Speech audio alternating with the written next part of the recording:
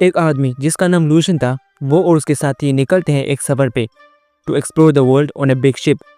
पर अचानक से बहुत बड़ा तूफान आता है और वो तूफान उन सबको हवा में उड़ा के सीधा पहुंचा देता है चांद पर। अब चांद पर वो लोग मिलते हैं वहाँ पर रहने वाले लोगों से, जो लोग वॉर कर रहे होते हैं सूरज के लोगों से। बाद में तो वो लोग शादी बना लेते हैं और लूशन और उसके दोस्त वहाँ के लोगों के बारे में सब कुछ जान भी लेते हैं।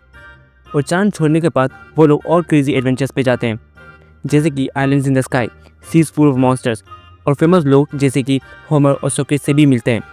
और उस तरह उनका वर्ल्ड एक्सप्लोरेशन स्पेस एक्सप्लोरेशन में बदल जाता है। पता है ये स्टोरी कौन सी है? ये स्टोरी आर ट्रू स्टोरी नाम के नॉवल से ली गई है, जो लिखा गया था 160 या 170 सी में लुशियन समोसाटा द्वारा। पर मैंने ये स्टोरी आपको क्यों सुनाया? क्योंकि इस स्टोरी को दुनिया का पहला साइंस फिक्शन स्टोरी माना जाता है जिसने स्पेस एक्सप्लोरेशन के बारे में बताया। उस वक्त तो लुशियन ने ये स्टोरी सिर्फ एक फनी जोक की तरह लिखा था, पर यह नॉवल सवाल एक अच्छा छोड़ के गया कि क्या कभी ह्यूमंस चांद पर जा पाएंगे, कि क्या कभी ह्यूमंस स्पेस को एक्सप्लोर कर पाएंगे। आज के वक्त में उनका सोच आज हमारा रियलिटी है। ह्यूमन चांद पर जा चुका है, ह्यूमन मार्स पर जा पहुंचा है और ह्यूमन स्पेस एक्सप्लोरेशन की फील्ड में आगे बढ़ते ही जा रहा है। But how the hell we did this, how we are managed to change the dreams into reality, how humans made it to the space. It was the ultimate peaceful competition. USA versus USSR. I'll not assert that it was a diversion which prevented a war. Nonetheless, it was a diversion. It was intense, and it did allow to both sides to take the high road with the objectives of science and learning and exploration. Eventually, it provided a mechanism for engendering cooperation between former adversaries. In that sense, among others, it was an exceptional national investment for both sides.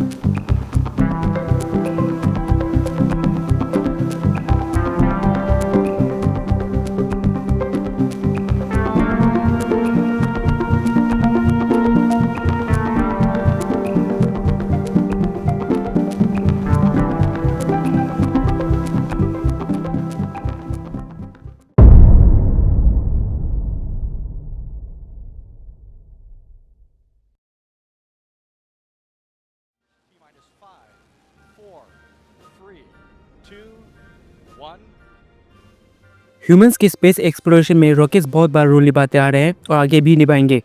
और मुझे ये बताने की ज़रूरत नहीं है कि ये कितना इंपॉर्टेंट है। पर पता है इन रॉकेट्स की शुरुआत कहाँ से हुई थी? इस फोटो को देखो।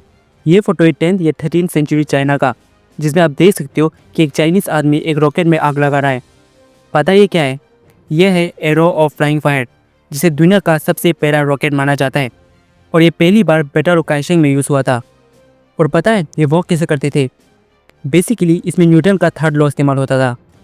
एक शॉर्ट ट्यूब में गन पाउडर पैक करके उसको एक तरफ से सील करते थे, एक छोटा सा एग्जॉस्ट होल बनाते थे। अब उस ट्यूब को एरो के टेल के सामने अटैच करके एक फ्यूज भी ऐड करते थे। अब जैसे ही उसको लाइट किया जाता था वो रॉकेट लॉन्च हो जाता था। बेसिकली उस गन पाउडर के बर्न होने पर गैस बाहर की तरफ एक्सपेल होता था और उस रिएक्शन की वजह से रॉकेट आगे की तरफ पुश होता था। कुछ याद आया? न्यूटन का third law, for every action there is equal and opposite reaction. और इस तरह बिल्ट हुआ दुनिया का सबसे पहला रॉकेट। और इसी न्यूटन के थर्ड लॉ पर आज दुनिया का सारा रॉकेट बना हुआ है। पर अभी तो ये बस शुरुआत था। चाइनीज इन रॉकेट्स का इस्तेमाल वॉर या फायरवर्क्स में करते थे। इससे स्पेस में नहीं जाया जा सकता था। इस इन्वेंशन के बहुत सालों बाद ह्यूमन ने स्पेस एक्सप्लोरेशन में इंटरेस्ट लेना शुरू किया और 3 अक्टूबर 1942 को जर्मन के पीनेमुने नाम के एक सीक्रेट टेस्टिंग साइट से लॉन्च हुआ V2 रॉकेट, जो बना दुनिया का सबसे पहला रॉकेट जो स्पेस तक पहुंचा। कुछ लोग 20 जून 1944 को जो V2 रॉकेट लॉन्च हुआ था उसको पहला रॉकेट मानते हैं जो स्पेस तक पहुंचा था, क्योंकि ये प्रॉपर्ली डॉक्यूमेंटेड था। पर हाँ, यही दोनों था जो स्पेस तक फर्स्ट टाइम पहुंचा था। पर आखिर यह सब हुआ कैसे, ये जानने के लिए हमें जाना होगा साल 1903 में, जब रशिया का एक मैथमेटिशियन और फिजिसिस्ट जो कि स्कूल में पढ़ाता था, उसने दुनिया के सामने एक बुक पब्लिश किया। और इस बुक को बर्थ सर्टिफिकेट ऑफ एस्ट्रोनॉटिक्स भी कहा जाता है। लेकिन क्यों? देखो, इस बुक में सेवेल्कोविस्की ने बहुत सारी चीज़ों के बारे में बात की थी। जैसे कि उसने इक्वेशन लिखा था जो कि एक फॉर्मूला था रॉकेट के स्पीड को कैलकुलेट करने का। उसने लिक्विड फ्यूल रॉकेट के बारे में भी लिखा। उसने मल्टी स्टेज रॉकेट के बारे में भी लिखा। और एक रॉकेट वैक्यूम में कैसे काम कर सकता है इस बारे में भी लिखा। हालांकि उसका ये वर्क उस वक्त रशिया के एक स्मॉल जर्नल में पब्लिश हुआ था और शायद कुछ लोगों ने ही उसे पढ़ा, पर उसके आइडियाज़ आगे जाके मॉडर्न रॉकेटरी का फाउंडेशन बना। आज इसरो, नासा, स्पेसएक्स जैसी बड़ी बड़ी कंपनीज और एजेंसीज उसकी इक्वेशंस और थ्योरीज पर वर्क करती है। हालांकि उसने खुद कोई रॉकेट नहीं बनाया, पर दुनिया का पहला रॉकेट जो स्पेस तक पहुंचा उसमें सियोल्कोव्स्की की इक्वेशन और थ्योरीज ने बहुत बड़ा रोल निभाया। उसके इक्वेशन और थ्योरीज के बिना न कभी V2 रॉकेट बन पाता और न आज हम जो स्पेस एक्सप्लोरेशन में कर रहे हैं वो कर पा रहे होते। उस वक्त के बड़े बड़े जर्मन रॉकेट इंजीनियर्स सियोल्कोव्स्की के थ्योरीज को अक्सर डिस्कस किया करते थे। हरमन ऑब्रेट कहते थे कि Tsiolkovsky gave us the mathematical basis for space flight. Wernher von Braun, जिसका V2 रॉकेट में सबसे बड़ा योगदान माना जाता है, वो कहते थे Tsiolkovsky laid the theoretical foundation, we followed his maths. तो इसमें कोई शक नहीं है कि सियोल्कोव्स्की के इक्वेशन और थ्योरीज ह्यूमंस के स्पेस एक्सप्लोरेशन में एक बहुत बड़ा भूमिका निभाता है। 3 अक्टूबर 1942 को जर्मन के पीने मुन्ने से जो V2 रॉकेट लॉन्च हुआ था वो शुरुआत था हमारे स्पेस एक्सप्लोरेशन का। V2 रॉकेट के बाद तो ह्यूमंस के अचीवमेंट्स स्पेस फील्ड में बढ़ते ही चले गए। अब जर्मनी के V2 रॉकेट सक्सेसफुल होने के बाद 1945 में वर्ल्ड वॉर सेकेंड खत्म हो गया और उसी के 2 साल बाद 1947 में USA के प्रेसिडेंट हैरी ट्रूमैन ने ट्रूमैन डॉक्ट्रिन अनाउंस किया, जो ओपनली कमिट करता था कि USA कम्युनिज्म को स्प्रेड करेगा। और ये शुरुआत था ओपन पॉलिटिकल, आइडियोलॉजिकल और स्ट्रेटेजिक राइवलरी का बिटवीन USA एंड USSR और यही से शुरू हुआ कोल्ड वॉर। और इसी के 10 साल बाद 4 अक्टूबर 1957 को USSR ने USA और पूरी दुनिया को शॉक कर दिया by launching world's first artificial satellite Sputnik 1। USSR का ये लॉन्च सक्सेसफुल तो रहा, पर ये इतना स्पेशल इसलिए भी था क्योंकि एक तो स्पुतनिक 1 पहला ऐसा ह्यूमन मेड ऑब्जेक्ट बना to orbit the earth for 92 days और उस वक्त ये पहला ऐसा ह्यूमन मेड ऑब्जेक्ट बना जो स्पेस में इतना ज़्यादा समय के लिए रहा हो। और दूसरा, USSR का ये लॉन्च इतना ज़्यादा इफेक्टिव था कि इसने कंपटीशन शुरू करवा दिया USA और USSR के बीच में साइंस और स्पेस टेक्नोलॉजी को लेकर और यही से शुरुआत हुआ स्पेस रेस का। कहते हैं कि उस वक्त USA और USSR दोनों 2 चीज़ों पर सबसे ज़्यादा पैसे खर्च करते थे, पहला डिफेंस और दूसरा स्पेस टेक्नोलॉजी। और हाँ, ऐसा भी नहीं था कि इससे पहले USA और USSR ने कोई रॉकेट स्पेस में नहीं भेजा हो। दोनों ने बहुत से रॉकेट स्पेस में भेजे, बहुत सारे फेल हुए पर कुछ सक्सेसफुल भी रहे, जैसे कि USA का 1949 में लॉन्च किया हुआ बम्पर WAC जो सक्सेसफुल रहा और USSR का R1A वो भी सक्सेसफुल रहा। पर ये दोनों और स्पुतनिक 1 से पहले कोई भी रॉकेट अर्थ के ऑर्बिट तक नहीं पहुंचा था और इतने लंबे समय के लिए स्पेस में नहीं रहा, इसलिए स्पुतनिक 1 ने ऑफिशियली स्पेस रेस और स्पेस एज की शुरुआत की। और स्पुतनिक 1 के बाद उसी साल 1 महीने बाद USSR ने स्पुतनिक 2 को भी लॉन्च कर दिया। और गेस करो स्पुतनिक 2 में कौन था? स्पुतनिक 2 में बैठा था लाइका, एक फीमेल स्टे डॉग जो मॉस्को की स्ट्रीट से लाया गया था और लाइका बना दुनिया का पहला living creature to orbit the earth. Laika से पहले भी बहुत से लिविंग क्रिएचर्स स्पेस में भेजे गए थे, पर कोई भी लाइका जितना फेमस नहीं हुआ क्योंकि उससे पहले कोई भी लिविंग क्रिएचर अर्थ के ऑर्बिट तक नहीं पहुंचा था। और स्पुतनिक 2 के 1 साल बाद 15 मई 1958 को USSR ने स्पुतनिक 3 को भी लॉन्च कर दिया। और बाकी स्पुतनिक 1 और 2 से अलग ये स्पुतनिक 3 दुनिया का पहला फुली इक्विप्ड साइंटिफिक लेबोरेटरी था जो स्पेस में भेजा गया। It was design to measure cosmic rays, study earth magnetic field and to detect radiation and micrometeorites. तो अभी तक USSR ने पूरी दुनिया और USA को हैरान कर दिया था स्पुतनिक 1, 2 और 3 से।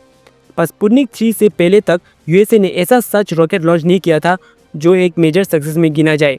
पर उसी साल 1958 को स्पुतनिक 3 से तकरीबन 3 महीने पहले USA ने लॉन्च किया एक्सप्लोरर 1, जिसने वैन एलन रेडिएशन बेल्ट को डिस्कवर किया, जो एक giant donut shaped harmful zones होता है जो अर्थ को सराउंड करता है। और ये डिस्कवरी एक ह्यूज साइंटिफिक अचीवमेंट बना जिसने USA के कॉन्फिडेंस को फिर से रिस्टोर किया स्पुतनिक के शौक से।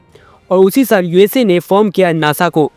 अब इसके बाद जनवरी 2, 1959 को USSR लूना 1 को भी स्पेस में भेजता है और लूना 1 पहला ऐसा ह्यूमन मेड ऑब्जेक्ट बनता है जिसने अर्थ की ग्रेविटी को एस्केप किया और ये गेम चेंजर बनता है स्पेस फील्ड में, क्योंकि पहली बार कोई ह्यूमन मेड ऑब्जेक्ट अर्थ के ऑर्बिट से बाहर गया था।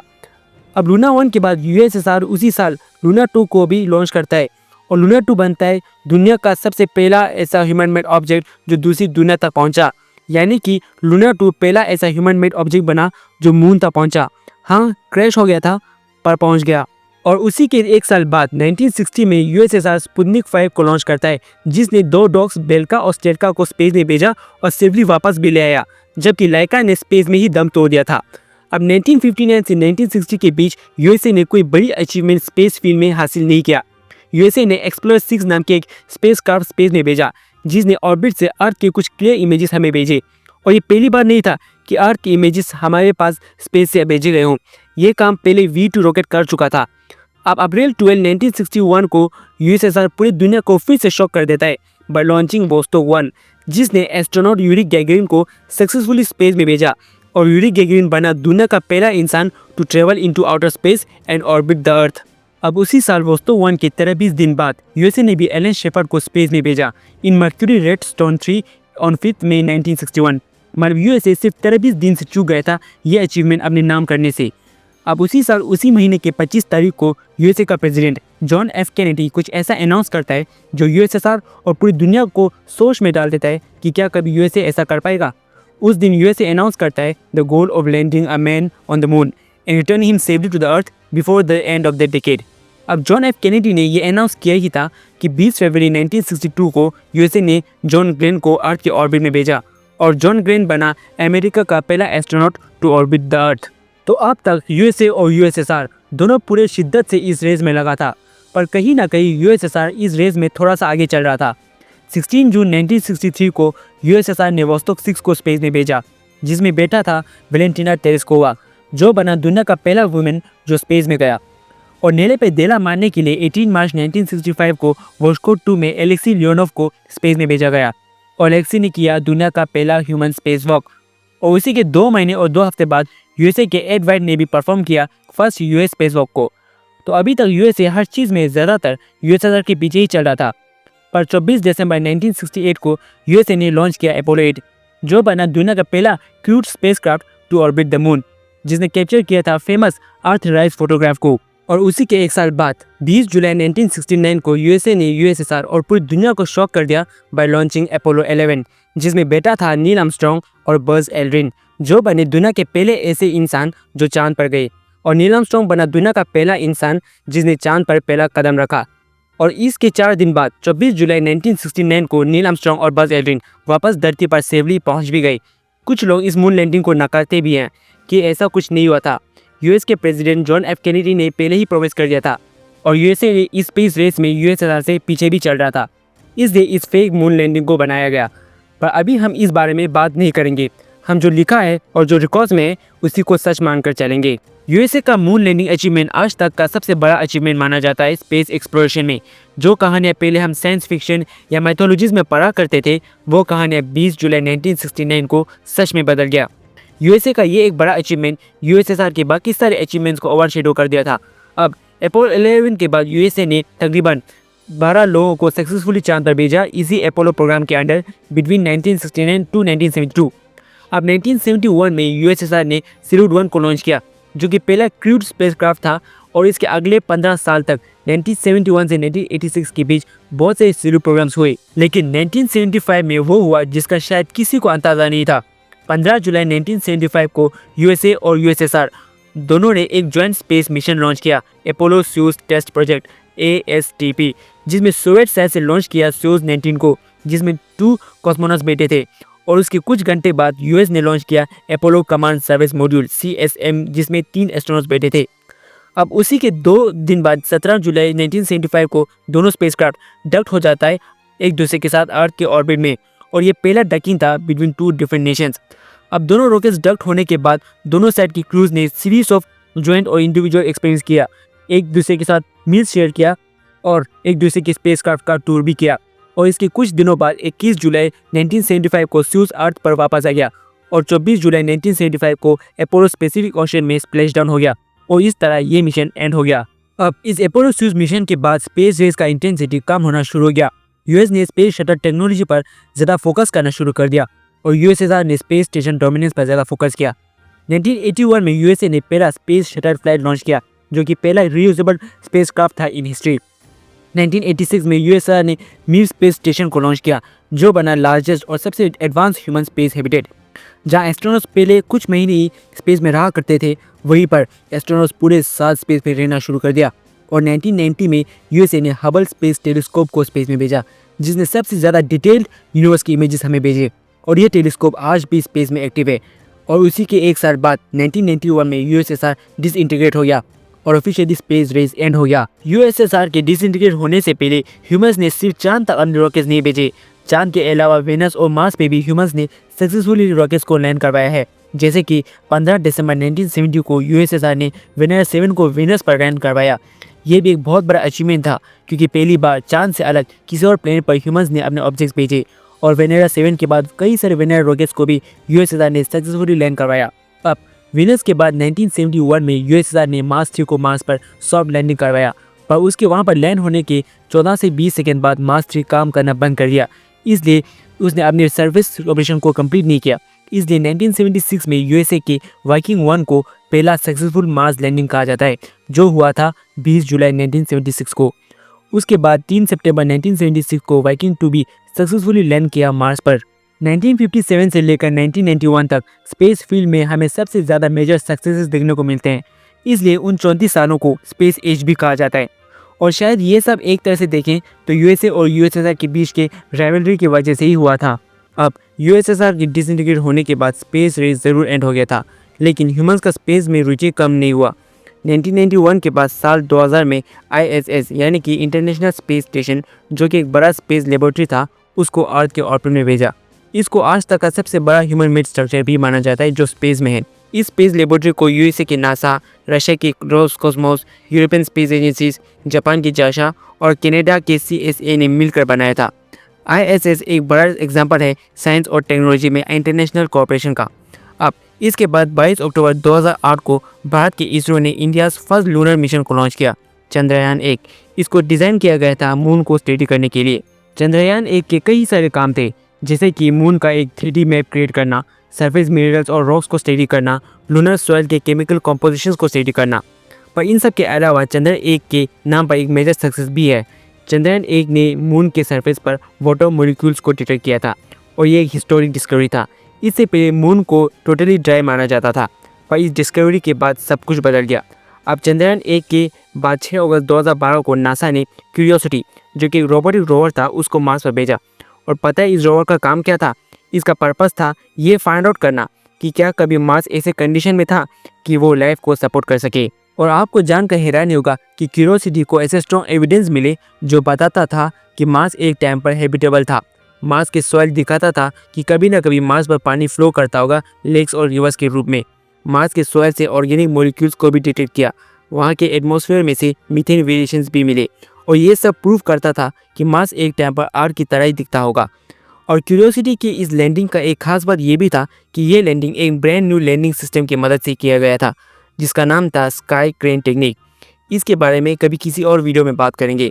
अब इसी के एक साल बाद 2013 में इसरो ने मंगलयान को लॉन्च किया, और इंडिया बना दुनिया का पहला देश जिसने पहले ही अटेम्प्ट में मार्स पर लैंड किया। और इसके साथ ये लॉन्च सबसे लीस्ट एक्सपेंसिव मार्स मिशन भी था। अब इसके बाद 2014 में यूरोपियन स्पेस एजेंसी का रोसेटा, जो 2004 में लॉन्च किया था, वो 6 अगस्त 2014 को 67P नाम के कॉमेट पर लैंड किया। और रोसेटा ने ये प्रूव किया कि कॉमेट ऑर्गेनिक मॉलिक्यूल्स को कंटेन करता है। अब 1991 तक स्पेस सेक्टर को पूरी तरह से नेशनल एजेंसीज डोमिनेट करता था, जैसे कि NASA, Roscosmos, ISRO and many more. पर 1991 के बाद एक नया एरा स्टार्ट हुआ प्राइवेट कंपनीज का स्पेस इंडस्ट्री में।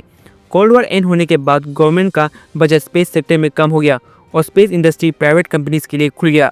2002 में इलोन मस्क ने स्पेस एक्स की शुरुआत की, 2004 में वर्जिन गैलेक्टिक की शुरुआत हुई, और 2006 में रॉकेट लैब कंपनी की। अब 2004 में पहला privately funded human space flight spaceship 1 space तक गया और सेफली वापस भी आ गया, और इसने प्रूव किया कि प्राइवेट कंपनीज भी ह्यूमंस को स्पेस में भेज सकता है। अब स्पेसशिप 1 के बाद 2008 में स्पेसएक्स ने फैल्कन 1 को सक्सेसफुली अर्थ के ऑर्बिट में भेजा, और एक टर्निंग पॉइंट था जिसने दिखाया कि प्राइवेट कंपनीज भी ऑर्बिटल रॉकेट्स को लॉन्च कर सकता है। अब 2012 में स्पेसएक्स ड्रैगन बना पहला प्राइवेट स्पेसक्राफ्ट जो डॉक्ड हुआ था इंटरनेशनल स्पेस स्टेशन के साथ। इसके बाद स्पेसएक्स ने फैल्कन 9 को लॉन्च किया, जो बना दुनिया का पहला ऑर्बिटल रॉकेट जो सक्सेसफुली लैंड बैक हुआ और फिर से उड़ा। फैल्कन 9 से पहले रॉकेट सिर्फ एक बार यूज़ होता था, और उसके बाद फिर वो रॉकेट कभी भी यूज़ नहीं होता था, और इसकी वजह से space travel 10 to 20 times cheaper हो गया पहले से। देखो, साल 2000 तक स्पेस ट्रेवल सिर्फ एस्ट्रोनॉट्स करते थे, पर अगर हमें स्पेस एक्सप्लोरेशन में आगे बढ़ना था तो प्राइवेट इंडिविजुअल्स को स्पेस में ले जाना ज़रूरी था। और ये हुआ साल 2001 में, जब डेनिस टिटो बना दुनिया का पहला स्पेस टूरिस्ट जिसने ट्रेवल किया इंटरनेशनल स्पेस स्टेशन तक। उस वक्त ये मिशन तकरीबन $20 मिलियन तक का कॉस्ट हुआ था। उसके बाद 2001 से लेकर 2009 तक 7 individuals international space station visit किया। 2015 से लेकर 2021 के बीच वर्जिन गैलेक्टिक कंपनी ने सब ऑर्बिटर फ्लाइट्स परफॉर्म किया, जिसमें पैसेंजर्स को वेटलेसनेस एक्सपीरियंस करने को मिला और अर्थ कर्वेचर का व्यू भी मिला। 2021 में रिचर्ड ब्रैंसन, जो वर्जिन गैलेक्टिक का ओनर था, वो खुद स्पेस में गया। उसी साल जेफ बेजोस भी स्पेस में गया। और ये कंपनीज जैसे कि space x, blue origin, virgin galactic आगे और भी लोगों को स्पेस में का टूल देने वाले हैं। और अगर हम लॉन्ग टर्म फ्यूचर के बारे में बात करें तो ह्यूमंस मार्स और मून पर परमानेंट ह्यूमन कॉलोनीज बिल्ड करने वाले हैं और खुद स्पेस में फ्लोटिंग कॉलोनीज बिल्ड करने वाले हैं। जैसा हम साइफाई मूवीज में देखते हैं, वो आज हमारे स्पेस इंडस्ट्री का फ्यूचर गोल्स हैं। और इतना ही नहीं, बल्कि स्पेस में जो एस्ट्रॉयड्स होते हैं वो प्रीशियस रिसोर्सेज कंटेन करते हैं और इन एस्ट्रॉयड्स को माइन करना भी आज हमारे फ्यूचर गोल्स हैं। अगर हम हमारे स्पेस एक्सप्लोरेशन में पास को देखें तो लगता है कि हम कितना कुछ अचीव कर चुके हैं, पर अगर फ्यूचर को देखें तो लगता है कि अभी हमने कुछ भी अचीव नहीं किया। और स्पेस की यही खासियत है, हम जितना स्पेस को एक्सप्लोर करेंगे, स्पेस उतना ही बढ़ता जाएगा एक्सप्लोर करने के लिए। Okay, so this is it for today, guys. Make sure to like and subscribe to this channel. And if you have anything to comment, you know where to write. Thank you so much, and I'll see you in the next episode.